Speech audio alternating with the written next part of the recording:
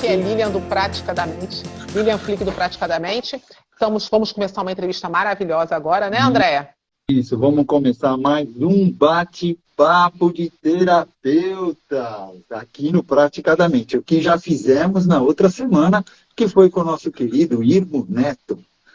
E hoje, né, vou até fazer uma apresentação nossa aqui, tá? É com grande satisfação que apresento a nossa comunidade do Praticadamente, que é um grupo de estudos, né, de terapeutas voltados para hipnoterapeutas que entendem que nem só de hipnose vive a hipnose, tá? E aqui nós compartilhamos conhecimentos, discutimos casos, expomos nossas experiências, ideias e abordagens. E conforme a linha de trabalho, tanto seja hipnose científica ou holística, tá? E aproveito para convidar vocês para acompanharem as nossas atividades da semana pelo Instagram e também pelo Facebook e assistirem os nossos episódios, porque nós gravamos e postamos no YouTube e também no Spotify. Tá? E agora eu quero passar a palavra aqui para a Lilian, que vai apresentar hoje qual será o nosso terapeuta do bate-papo. Então, o nosso terapeuta hoje é o Fabiano Machado, hipnoterapeuta. É uma felicidade muito tê-lo aqui. Por quê? Porque ele já nos brindou com 2 lives maravilhosas. Se você for lá no YouTube, você vai ver que ele deu uma verdadeira aula. É imperdível. As lives aqui, depois o Andréia vai colocar aqui embaixo o link. Uma falando sobre a hipnose com a esquizofrenia, como usa, o que é, e tirando alguns mistérios, falando algumas coisas muito importantes. E também uma falando com TDAH, a respeito do TDAH, com a hipnose, como é que é isso, como é que funciona. Enfim, mas hoje nós não estamos aqui para falar exatamente sobre isso. Nós estamos aqui querendo conhecer o Fabiano. Fabiano, que ele nos entregou tanto conteúdo, é uma pessoa maravilhosa, um excelente hipnoterapeuta, com toda a experiência dele no TCC, principalmente, né? Ele vai se apresentar melhor e eu vou passar a palavra a ele. Eu gostaria de saber algumas coisas do Fabiano, eu acho que todo mundo gostaria de saber, que é, primeiro, o que levou o Fabiano a ser terapeuta, como é que ele começou essa história, assim, porque tem muita gente querendo ser terapeuta também, querendo se especializar, querendo entender esse trajeto, como é que é isso, e depois, no final, depois a gente vai vendo aí como é que você trabalha também, mas vamos começar por esse caminho. Quem é o Fabiano? O que levou o Fabiano a ir nesse caminho da terapia e hipnose também, né? Fabiano, por favor, fique à vontade. Vocês estão me escutando bem? Sim. Então, boa noite a todos. Boa noite, André. Boa noite, Lina. Em primeiro lugar, muito obrigado pelo convite. Né? Fico muito satisfeito pelo carinho de vocês, né? E por lembrar de mim para me convidar para fazer essa live. Boa noite a todos que estão participando. A gente tem tempo para fazer a live? Tipo, o Instagram corta depois de um tempo? Não?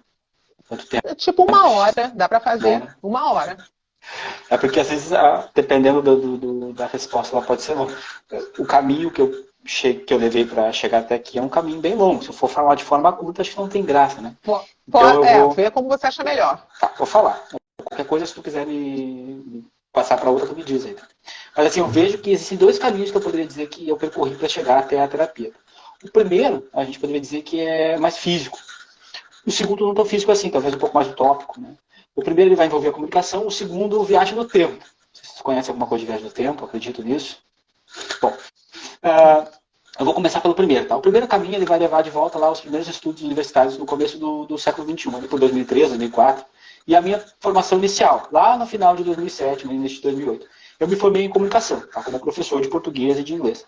Já durante o curso, eu me deparei com diversos pensadores, principalmente pensadores com conhecimentos que envolviam a comunicação e também a mente humana. Né? Paulo Freire, Henry Wallon, Abraham Maslow, Jean Piaget, Lev Vygotsky, Ferdinand de Saussure, autores que abordam temas que envolvem a educação e a mente também. Bastante de literatura britânica, tive uma professora que era britânica também, estudei Edgar Allan Poe, né? O Corvo, O Coração do Delator, O Gato Preto, né, que são obras dele, Vladimir Nabokov, que é o escritor de Lolita, Scott Fitzgerald, do Grande Gatsby, obras que vão envolver, né, vão se envolver bastante com a mente humana. O Corvo, por exemplo, vai falar sobre a morte, O Coração do Delator, ele vai falar sobre a culpa, O Gato Preto, que tem um dono que é extremamente psicopata, né, lembra bastante o Michael Myers H20 no Halloween 20, né, com a Jamie Lee Curtis, que ganhou recentemente o Oscar pela atuação em Tudo em Todo Lugar e ao Mesmo Tempo, filme bem interessante. A Lolita, que vai abordar pedofilia lá em 55. O Grande Gatsby, que fala sobre a paixão, perda, depressão, esperança. E nas telas do cinema, o Gatsby ele é muito bem interpretado pelo Leonardo DiCaprio. Né? Um dos autores que eu mencionei anteriormente é o Fernando Sucy, né? Que criou o modelo linguístico que nós utilizamos ainda hoje. Então, esses autores, eles, tanto envolvendo a literatura mais romance, assim, quanto também os didáticos, eles me trouxeram um grande conhecimento a respeito da mente humana e da comunicação. Tá? O famoso psicanalista parisiense Jacques-Marie-Émile Lacan, mais conhecido como Lacan, ele vai debruçar a psicanálise dele em cima de Sucy, expressando e valorizando a importância da palavra, do signo linguístico, com o seu significado e o significante. O que eu julgo importantíssimo quando se fala sobre barreira mental, sobre crença, crença limitante, crença fortalecedora. E o Fernando Sucy foi uma das primeiras personalidades assim, que eu trabalhei na faculdade e que inspirou bastante estudo, bastante conhecimento. A importância do signo linguístico para o paciente, a compreensão que esse mesmo paciente tem a respeito do que ele experiencia, seja de forma física, seja mental, é neste ambiente muito importante mencionar a expressão das dores, né, também, e das dores psicológicas e emocionais. O que é uma depressão, o que é uma tristeza, o porquê do pensamento suicida, ansiedade, raiva, traição, medo, fobia, o que são esses termos para o paciente, né? Qual o significado do que incomoda, por que dentro da terapia, independentemente de qual abordagem a gente estiver utilizando, enquanto psicoterapeuta, é importantíssimo compreender e validar a realidade do paciente, né?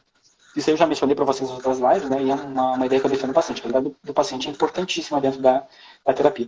Eu diria que a gente poderia deixar até Lacan de lado e se envolver mais com o Sucy. Né? O Ferdinand de Sucy ele é muito importante para entender a comunicação do paciente com o terapeuta.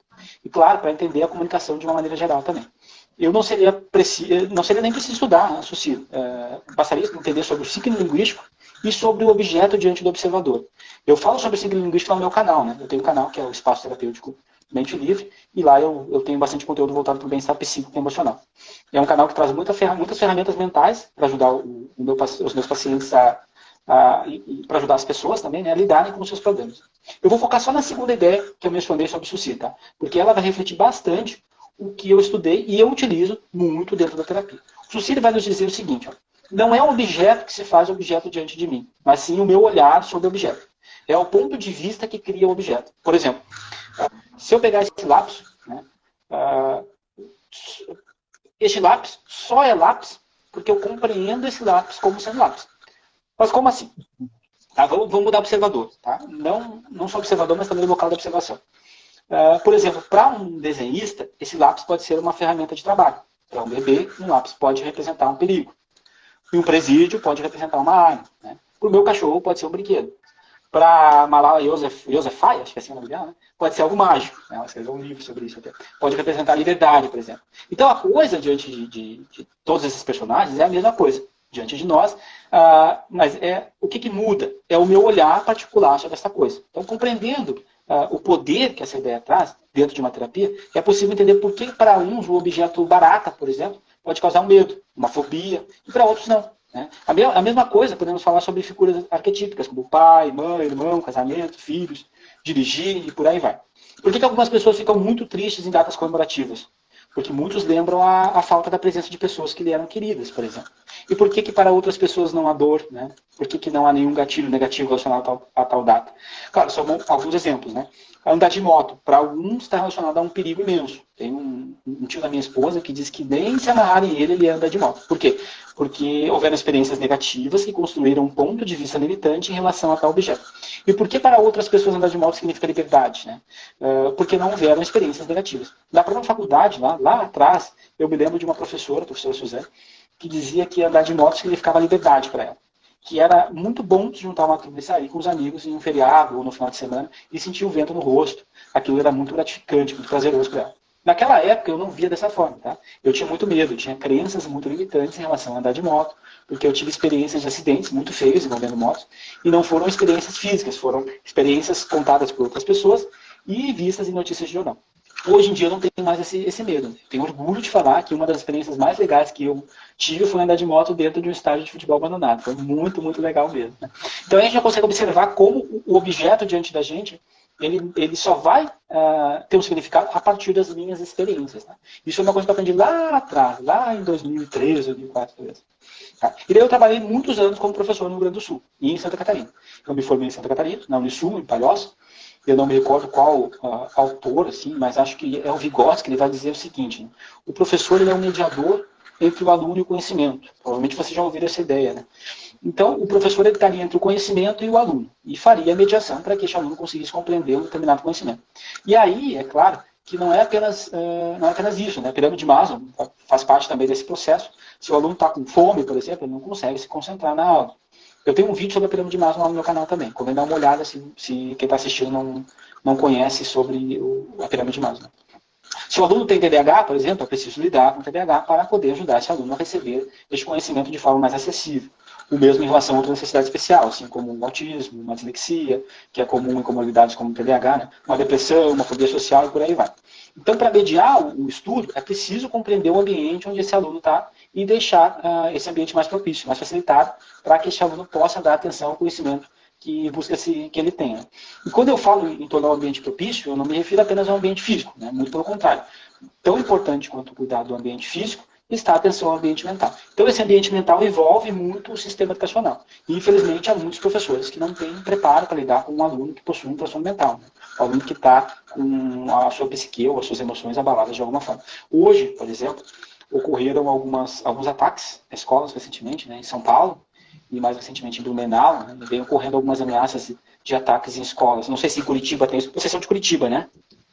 Eu sou do Rio e o André é de São Paulo. A Marcinha é do Sul. A Marcinha é do Sul. Não sei se... Então você já deve ter ouvido desses ataques? Sim. Tá no Brasil todo está tendo uma mobilização em sentido a isso. E isso que você está falando é muito importante. A importância dessa comunicação, que você é bem especializado nisso pela tua carreira, né? Você foi impulsionado a uma boa comunicação e um bom olhar sobre o sistema e sobre as pessoas, né? Isso tudo é uma coisa muito importante, muito bom no terapeuta, né?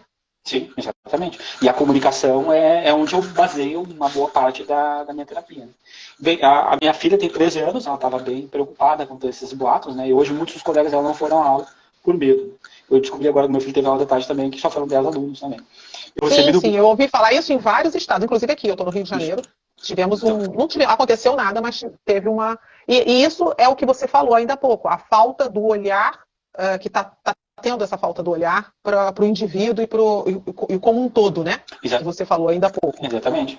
Esse ambiente, né, isso aí atrapalha daí o estudo. Praticamente não tem como tu fazer estudo, porque sai como ruído que vai atrapalhar entre essa mediação do conhecimento com o aluno. Né?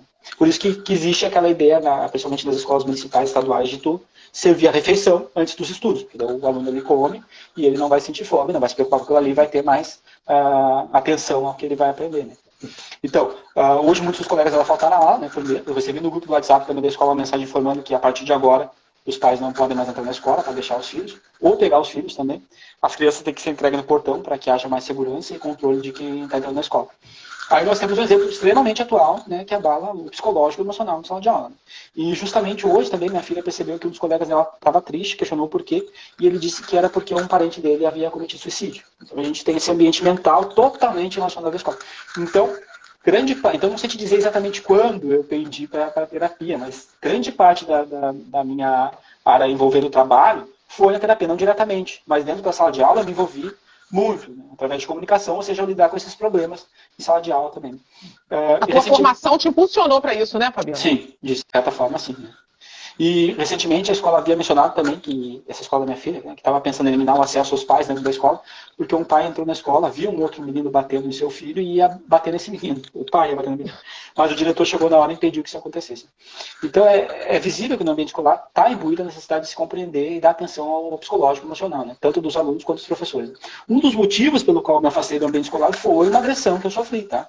Que não foi de um aluno, foi de um pai de um aluno. E que me desapontou bastante, me fez voltar a minha atenção para outra área que envolvia comunicação. Daí eu criei, depois disso, uma empresa de publicidade, a SC Company, Social Communication Company, uma empresa de comunicação social. Era uma empresa pequena, mas eu tinha um grande cliente que era a Grendene. Né? e lá de Farroupilha. E tive muito, mas muito aprendizado com a empresa SCC. Eu estava muito bem, conheci o Brasil inteiro, em campanhas internas, externas, pesquisas qualitativas, quantitativas, cursos, treinamentos, eventos, feiras, convenções. Conheci algumas pessoas famosas, em especial alguns publicitários famosos também, grandes empresas de publicidade, e conheci realmente bastante do Brasil. Tá? Achei muito interessante, ali, não sei, vocês não são de Curitiba, né? Curitiba é muito interessante, as ruas lá são bem grandes, né? Conheci Madaloso, que é um dos maiores restaurantes que tem no Brasil, né? E as ruas lá são extremamente bem diferentes de Porto Alegre, Florianópolis, São Paulo, né? O trânsito é algo que me incomoda bastante, assim, quando ele é caótico, né? Em São Paulo eu percebi isso quando eu tive. E quer dizer, André, tu é da Eu sou do capital? Rio. Tô no Rio, tô bem na capital, tô bem no centro do Rio, bem pertinho. O André é da capital? Não, Santos. estou em Do Santos. Santos. Eu conheci Santos Mas, também já. mas aqui em Santos a gente reflete muita coisa da capital porque é ligado direto, né? A gente tem muito contato, né? Quando eu morava em Florianópolis, até foi um dos motivos que eu saí de lá, foi o trânsito, que ele era bem, bem caótico. Eu queria falar um pouquinho sobre comunicação, uma forma um pouquinho mais técnica. Eu posso falar? Pode falar. Então tá. Aqui eu tô vendo aqui, tem um monte de terapeutas aqui que acredito que estejam gostando. Podem colocar suas opiniões aí, que a gente, qualquer coisa, passa aqui para o Fabiano. Comunicação é sempre importante. Para o terapeuta é tudo comunicação, não é isso? Querendo saber através aqui do bate-papo ou do chat aí, querer saber alguma coisa em relação ao Fabiano, é só Fabiano escrever. também pode perguntar. Então, a comunicação ela pode se dar de 5 formas: intrapessoal, interpessoal, em grupo, público e de massa. Tá? A comunicação intrapessoal ela vai se referir a falar consigo mesmo, tá? De voz alta, ou simplesmente dentro da sua mente, através dos seus pensamentos. Por exemplo, refletir sobre tal situação, ou falar consigo mesmo diante do espelho. Então, essa é a comunicação intrapessoal. A comunicação interpessoal se refere à comunicação entre duas pessoas. Pode ocorrer pessoalmente ou por intermédio de algum aparelho. Né? Pode ocorrer de forma pessoal, com alguns amigos, familiares, por exemplo, ou de forma impessoal, com um desconhecido que inicia uma conversa em algum lugar, como, por exemplo, vendedor numa loja. A comunicação em grupo está de 3 ou mais pessoas, de forma que todas interagem de algum modo na comunicação. Por exemplo, um grupo de alunos que se encontram para estudar, ou uma conversa em família, à mesa na hora da refeição. A comunicação pública ela se relaciona a um grande grupo de pessoas que estão em um único local e que, de forma geral, não dão feedback ao emissor. Ou seja, apenas o emissor se pronuncia tendo como exemplo um comício em praça pública, um show de comédia, para uma plateia. E na comunicação de massa, os receptores não se encontram todos no mesmo local. E, na maioria, eles não dão feedback ao emissor da informação. Essa informação geralmente é transmitida através da mídia, como televisão, rádio, revista, internet, Instagram, YouTube, né? Quando, ao falar de comunicação pública, comunicação de massa, né, ao mencionar que geralmente não ocorre feedback, eu quero dizer que nem todas as pessoas dão feedback, né? Por exemplo, agora nem todo mundo pode dar um feedback, né? Mas eu quero dizer também que muitas vezes o feedback ele não é recebido, né? Então, dependendo, por exemplo, quando a gente vê um filme, uma propaganda, um vídeo no YouTube, a gente recebe a informação e a gente pode dar um feedback. Fazer uma crítica ou algo do tipo, escrevendo algo sobre a mensagem recebida através de um e-mail, um blog, um comentário, mas nem todas as pessoas o fazem e daqueles que fazem, nem todos são lidos e analisados pelo emissor, né? E daí eu acredito que foi mais ou menos nesse ponto, assim, com este conhecimento de comunicação, que eu comecei a aprender a minha vontade para o lado da terapia. Eu comecei a estudar um pouco mais, comecei a entender a importância da comunicação, né? E eu comecei a ter mais vontade de entender mais ainda a mente humana. Porém, eu falei para vocês um bocado aqui, né?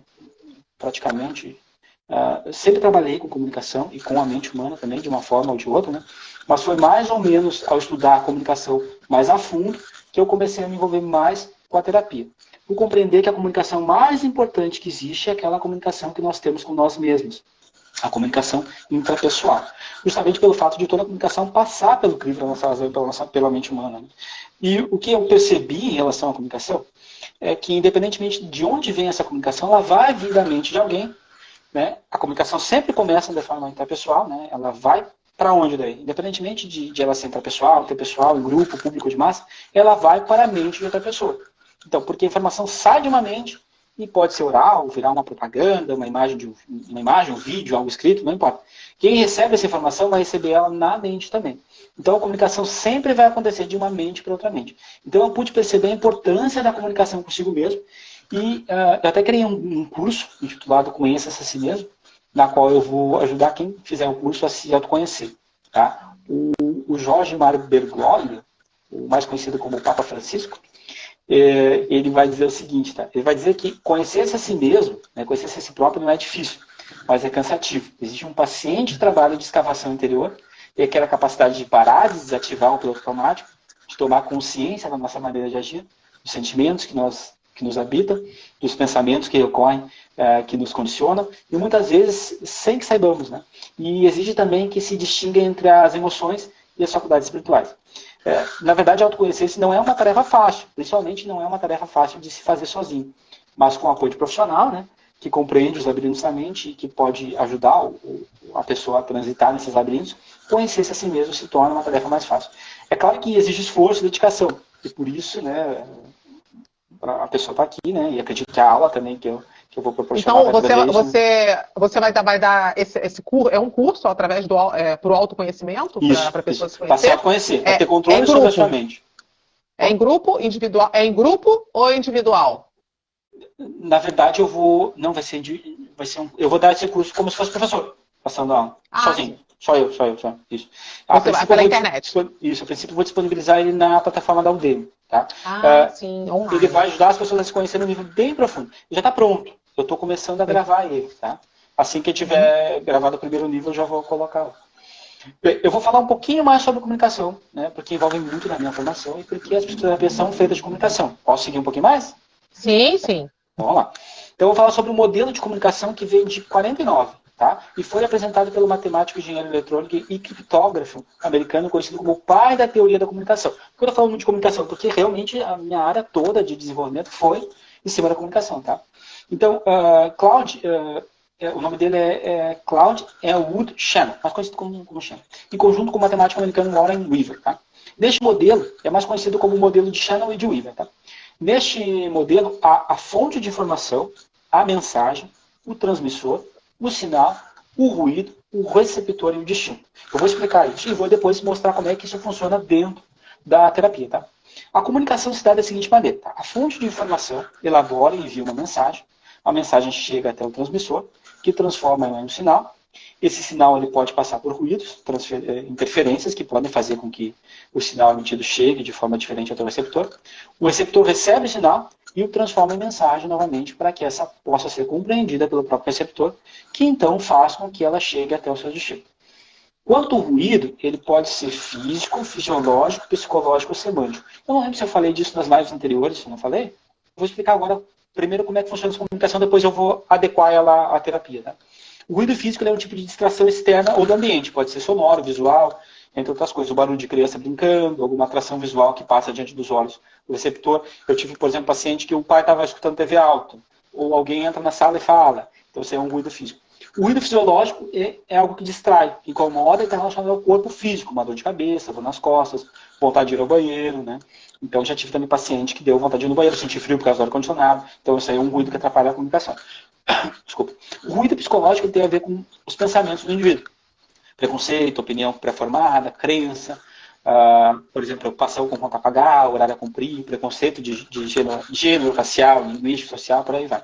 Muitas vezes, o ruído psicológico ele pode ser o problema, o ponto principal da consulta. Né? Por exemplo, se o paciente não acredita em hipnose, é muito provável que ele não se permita passar pelo processo terapêutico. Aí serve como um ruído para ele.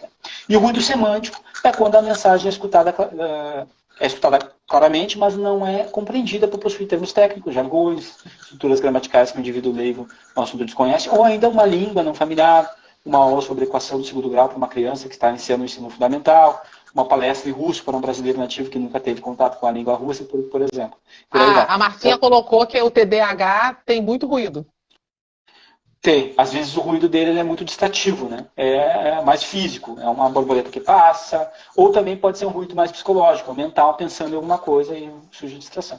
Sim, mas tem muito ruído. E aí esse ruído atrapalha muito na comunicação. Então é muito comum o paciente TDAH ele se distrair facilmente com ruídos. Né? Uma maneira, até quando o paciente TDAH está em aula, eu uso isso com meus pacientes para evitar o ruído, é porque ele tem uma hiperatividade mental muito grande. Né?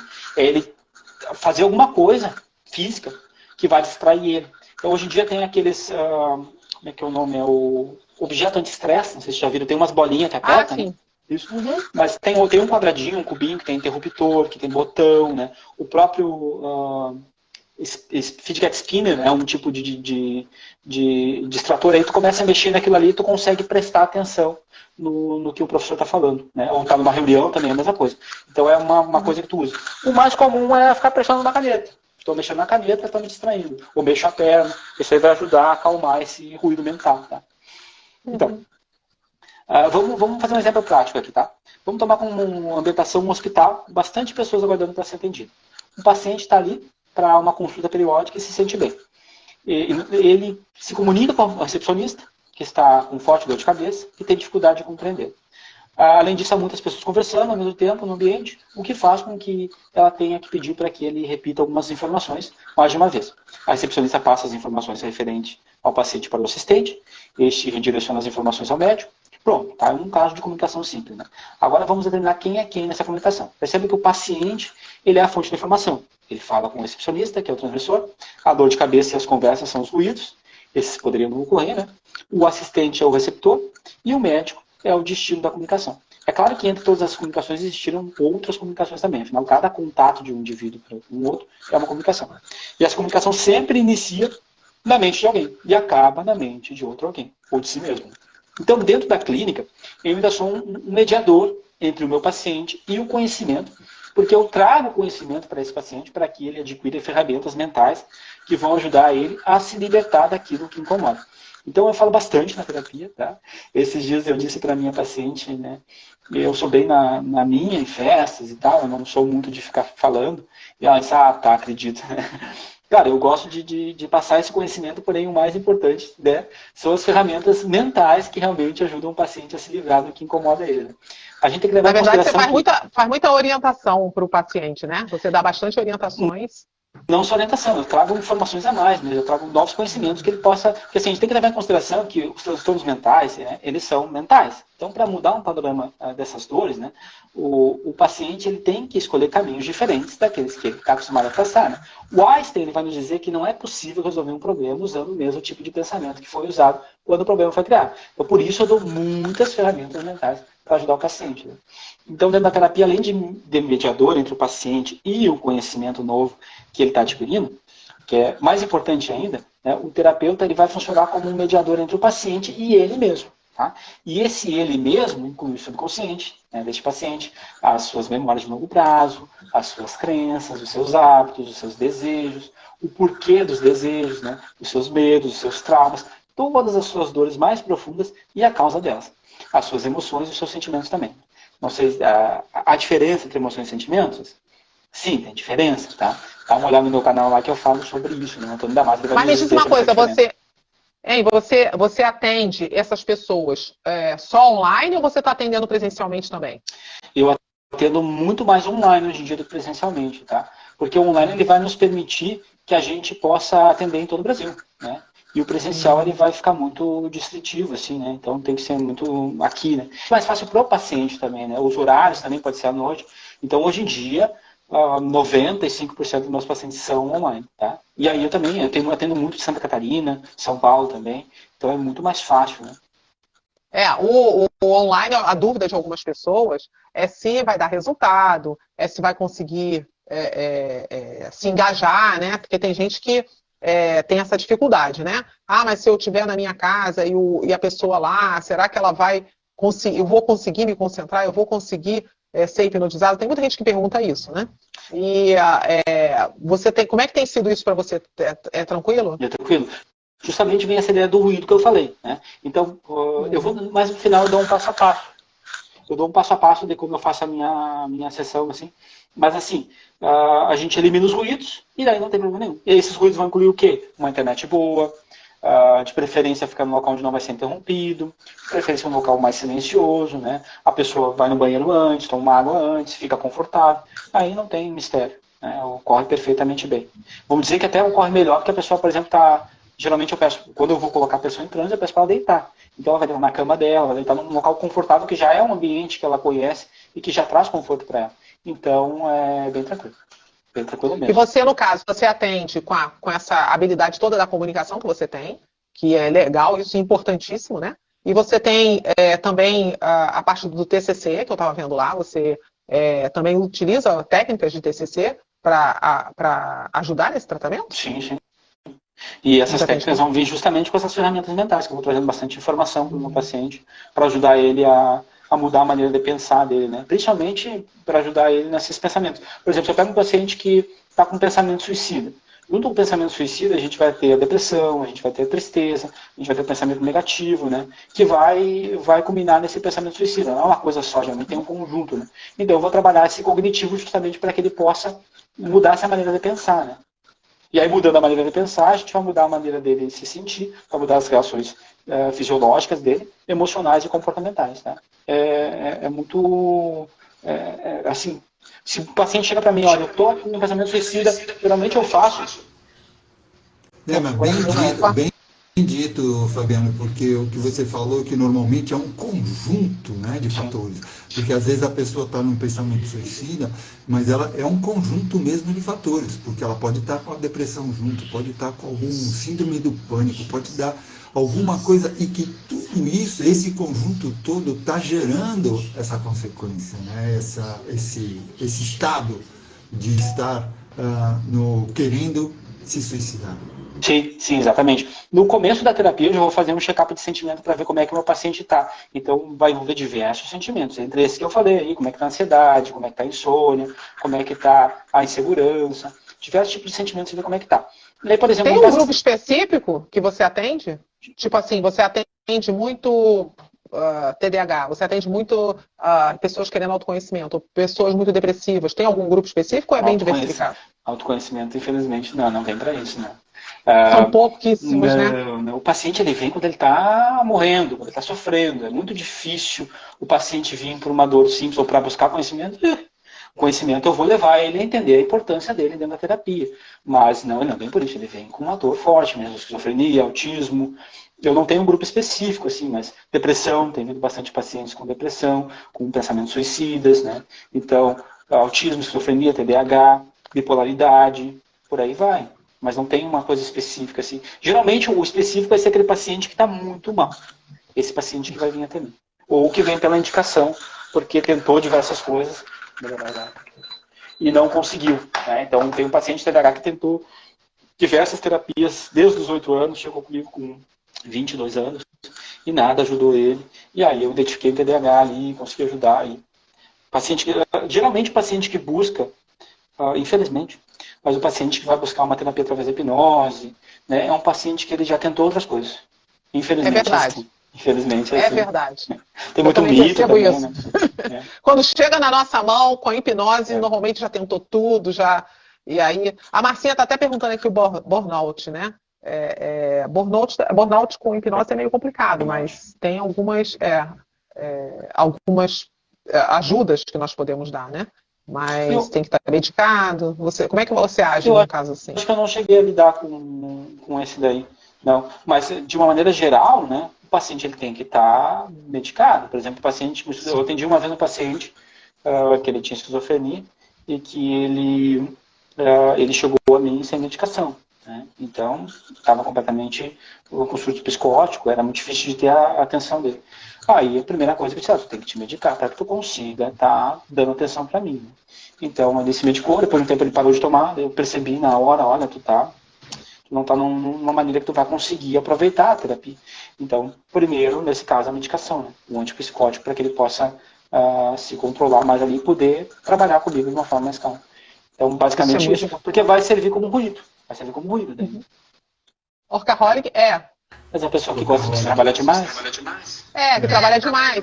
É que isso leva normalmente a um desequilíbrio, se a pessoa trabalha demais, né? Que é o burnout, né? Também. Que vai levar a desequilíbrios. Né? Mas isso aí. Assim. Mas a pessoa, é aquilo que você falou, quando chega na mão de um hipnólogo, de um hipnotista, no caso, né? Um hipnoterapeuta, no caso, que vai trabalhar com a terapia da hipnose, normalmente a pessoa já está ali, já passou por tudo. E aí, muitas vezes ela não vem medicada, às vezes até ela vem, mas muitas vezes ela não vem medicada, e aí realmente a gente tem que encaminhar para isso que você falou, né? Que você fala, medicar, depois que fizer o medicamento é que você consegue fazer o tratamento. Isso. Né? Senão não tem como. Porque vai servir como ruído, né? Aham. Se tem algum tipo de ruído no momento, eu vou ter que aprofundar o paciente de novo. Mas geralmente quando ele já está em transe, é mais fácil de colocar em transe. Eu lembro, por exemplo, do Lucas Naves, né, que é um hipnoterapeuta famoso aqui em Porto Alegre. Uma vez ele falou que ele atendia em São Paulo e tinha um heliporto em cima do prédio, né, onde ele trabalhava, e o barulho era bem incômodo. Então, o que a gente faz em um caso assim? Né? Nós vamos utilizar a metáfora para relaxar o paciente. Né? Nesse caso específico do Lucas Naves, ele utilizou um helicóptero para aprofundar o paciente, dizendo que ele estava indo para o local relaxante do helicóptero, né? Então, quando eu estou aprofundando o paciente, eu já falo para ele, como praxe, assim, se houver algum barulho no meu ambiente ou no teu ambiente, isso vai fazer tu relaxar mais ainda. E funciona bastante. Geralmente tem um cachorro latindo, tem uma coisa assim, geralmente funciona bem. A metáfora, né, essa ideia do helicóptero é uma metáfora, ela é muito importante na terapia, né? Eu vou dizer que é mais importante para o terapeuta compreender bem a metáfora do que para o próprio paciente, né? Mas ela é muito utilizada, muito mesmo. Ela faz parte das figuras de linguagem, né, da comunicação também, da língua. Né? E eu tenho um vídeo no canal sobre isso também. E eu uso muito a metáfora dentro da terapia para ajudar esse paciente a alcançar o objetivo que ele quer. Mas eu acho que dá para concluir aqui um pouco sobre o meu primeiro motivo, que é a comunicação. Não sei se eu posso falar um pouco do segundo. Sim, vai para o segundo. Então, Vai para o segundo, para o tempo. O segundo motivo que eu falei é um pouco menos palpável, né? Um pouco mais utópico, né? Diz respeito à viagem no tempo. Não sei se vocês já ouviram falar sobre viagem no tempo, né? Então eu sou um pouquinho nerd, assim, eu sempre fui muito apaixonado por viagem no tempo. De Volta para o Futuro é um dos clássicos, né? Não tem como não gostar, por mais que contenha erros envolvendo a teoria, né? Abrange um tema bem interessante ali. Eu não sei quando esse gosto iniciou assim, mas eu lembro de 2 momentos específicos. Era uma criança na Síria, tá?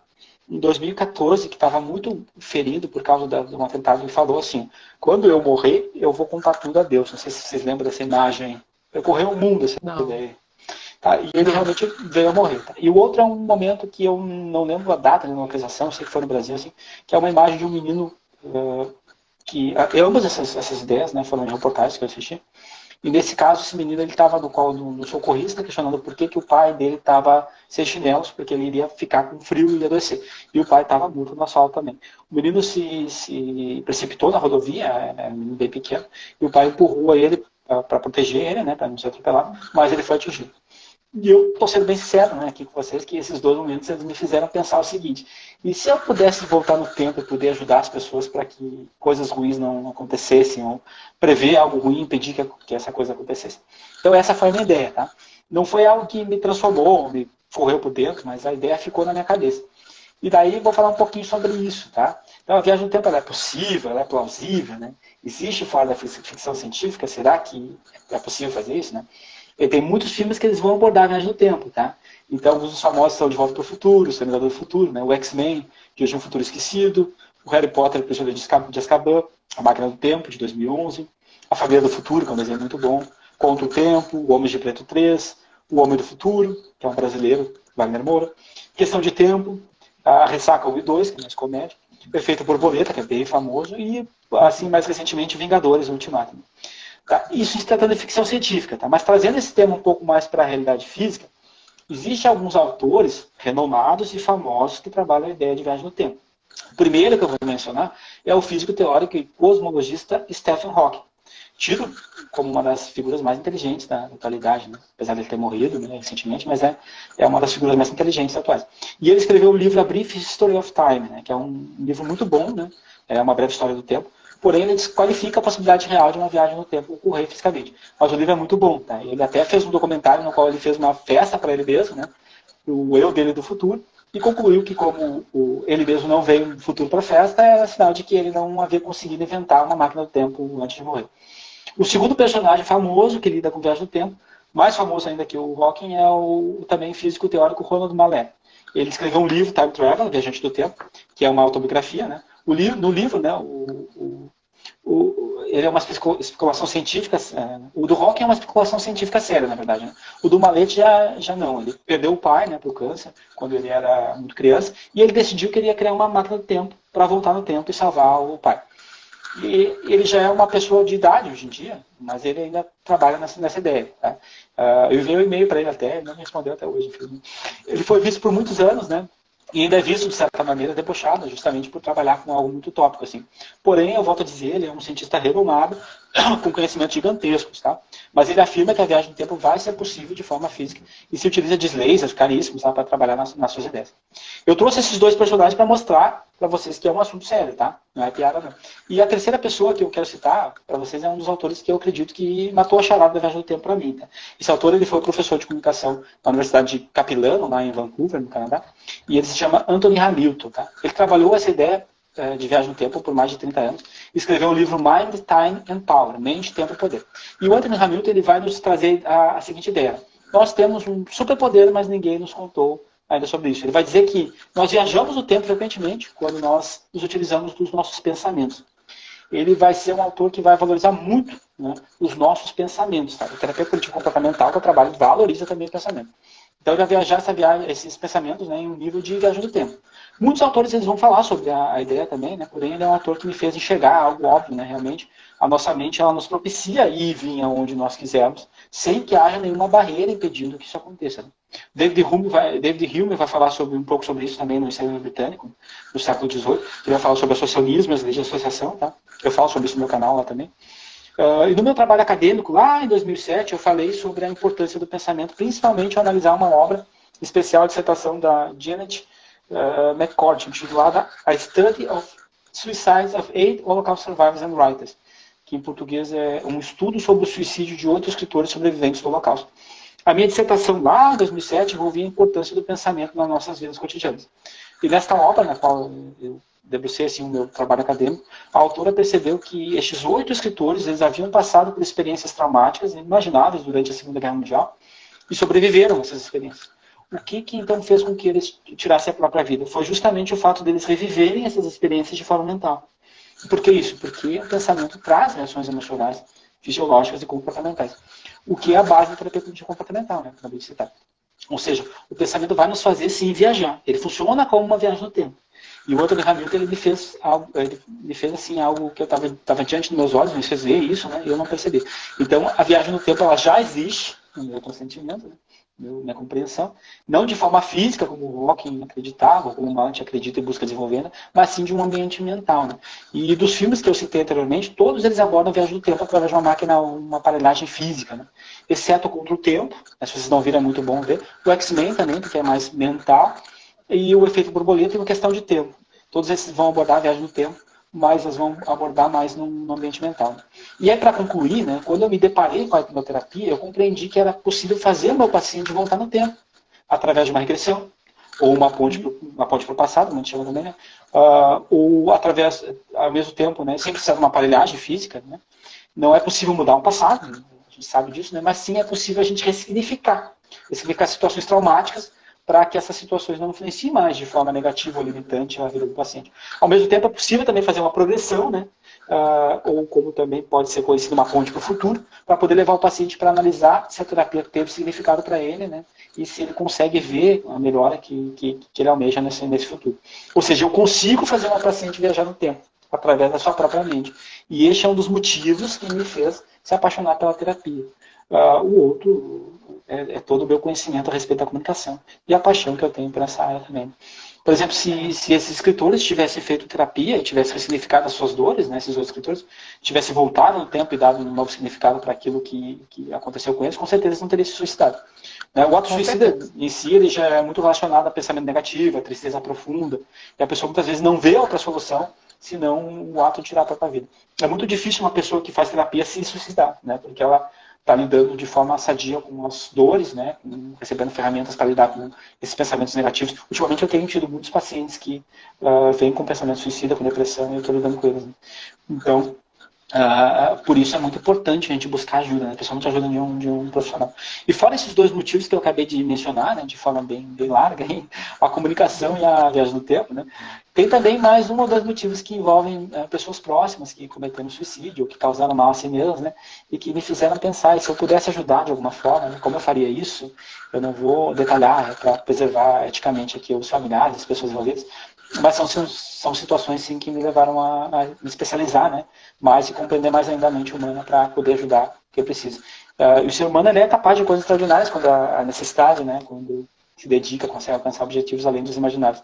Eu me recordo até hoje, em um momento que eu estava estudando, né, eu percebi, peraí, isso que a terapia proporciona é algo incrível, assim, né? Envolve comunicação, que é algo que eu gosto muito, né? E traz a capacidade de viajar no tempo. E mais importante que isso, ajuda a pessoa, né? Então é algo incrível. Então podemos dizer que o que te move dentro desses 3 pilares, vamos dizer aí, é o ajudar ao outro, Com né? certeza. Nós podemos dizer. Essa capacidade, E graças a todo esse conhecimento que você tem, você consegue realmente ajudar muito, porque pelo conteúdo que nós vimos, que você passou, não só hoje, mas nos vídeos anteriores que você fez conosco, né? E fora o conteúdo que você tem no teu YouTube, que eu já andei vendo alguma coisa, você acaba passando muito conteúdo, você acaba, na verdade, ajudando de uma forma indireta e direta, quando as pessoas te procuram também na terapia, né? Isso é muito importante, né? Porque às vezes a pessoa procura um terapeuta, e quando você procura um terapeuta que ele tem essa visão, tem essa amplidão assim, de visão, de entendimento, de percepção das coisas, a pessoa, é mais fácil a pessoa ter o sucesso, né? Conseguir o sucesso. Sim, com certeza. Para uma vida melhor, para um bem-estar, né? Até porque as pessoas que chegam na nossa mão, normalmente as pessoas já estão assim, já tentaram tudo, já estão meio desanimadas de ter uma vida melhor. Essa que é a verdade, né? Então, assim, eu achei muito legal isso. Agora, me diz uma coisa. Você disse que faz atendimento, a maior parte deles online, e faz presencial também. Se alguém quiser entrar em contato com você, como é que a pessoa pode te procurar? Pode entrar em contato com você. Passa as tuas redes sociais todas, porque com certeza muita gente vai querer te procurar pra gente, para te conhecer e para te procurar, para contactar mesmo, né? Sim. O Instagram é Fabiano Machado Hipnoterapeuta.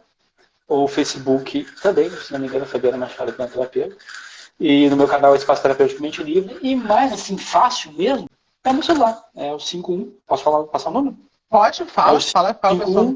98521 8654 pelo WhatsApp. Mas nas redes sociais também vai ser possível. Tá com eco. Tá dando eco. Vai ser possível também encontrar os meus contatos lá. E claro, meu site também, que é Espaço Terapêutico Mente Livre. Estamos acabando o tempo já. Então, assim, Andréia, finaliza. Eu vou agradecer muito o Fabiano e vou pedir para o Andréia finalizar. Eu peço para o Fabiano confirmar as redes sociais. Nós vamos deixar embaixo do vídeo as redes sociais, o contato do Fabiano, para quem quiser entrar em contato com ele e quem quiser ver lives dele. Vale a pena, vocês viram aqui que ele é uma pessoa com um conhecimento maravilhoso e realmente isso é muito importante para que a gente consiga uma melhora, um sucesso na nossa terapia, né? Pegar um terapeuta, entrar em contato com um terapeuta que tenha conhecimento, que tenha esse carinho, que tenha essa visão, que dê as dicas para que você consiga caminhar de uma certa forma sozinho, porque você não tem uma dependência, né, constante, né? Você caminhar sozinho. E ele fornece essas ferramentas para você se fortalecer e conseguir fazer esse caminho. Então eu agradeço muito. Vamos deixar como vai ficar gravado, não tem problema. E também vai ficar gravado aqui no Instagram e também a gente vai postar isso daqui lá no YouTube. E na descrição lá do YouTube eu boto junto já todas as suas redes sociais, tá ok, Fabiano? Ok. Muito obrigado mais uma vez pelo convite, muito obrigado pela presença de todos. É um prazer, né, realmente estar aqui participando da live com vocês. Chegando aqui no nosso tempo, então a gente vai agradecer imensamente pela presença do pessoal que entrou aqui nessa live, que participou com a gente, e também, como vai ficar gravado, você que estiver aí escutando e assistindo aí no YouTube, ou talvez no Spotify, dê o seu like aí, tá ok? Vai ficar aqui no Instagram e também vai lá para nossas redes do YouTube e também do Spotify. E para continuarmos evoluindo juntos, eu convido a todos a interagirem conosco, deixando seus comentários e sugestões e feedbacks. Isso é muito importante, tá? Porque assim a gente pode melhorar e sempre trazer um melhor conteúdo para vocês, tá ok? Então não esqueçam de curtir, não esqueçam de compartilhar e se inscrever no YouTube, também no Instagram do Praticadamente, em nossas redes sociais, tá? E Tivemos aqui com o nosso querido terapeuta aqui, Fabiano Machado, e agradecemos então e vamos encerrar por hoje, essa nossa grande live que tivemos aqui. Tá ok? Obrigado, boa noite. Até a nossa próxima. Boa noite, gratidão. Até mais. Tchau.